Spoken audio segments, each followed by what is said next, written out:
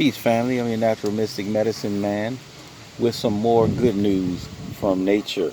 This particular plant is going to help treat coughs, fevers, asthma. You can use it as a salve to help treat rashes. It's another medicine, some would call it an herb, that you need to include in your backyard pharmacy. If you happen to have it, don't look to get rid of it.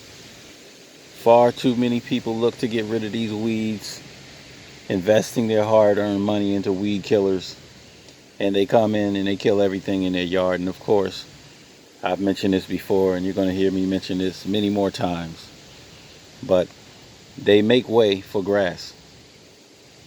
And when they're killing these weeds, they're killing medicine. They're killing a food source, just so that they can grow something that, according to some, looks good.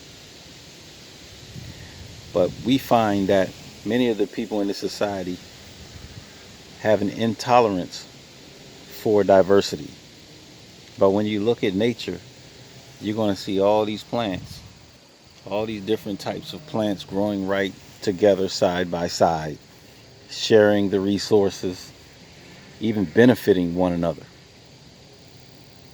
So don't go wholesale buying weed killers to kill them, because when you do that, you are killing your own medicine and making you have to dig into your pocket when you are, or your family are sick, and go to the pharmacies, go purchase some medicine that someone has made, when you can just go right into the ground and pick out your medicine. So this is milkweed. Again, you can use it to treat coughs, fever, asthma, rashes. Look, hold on to your weeds. They just might save your life in a time of crisis.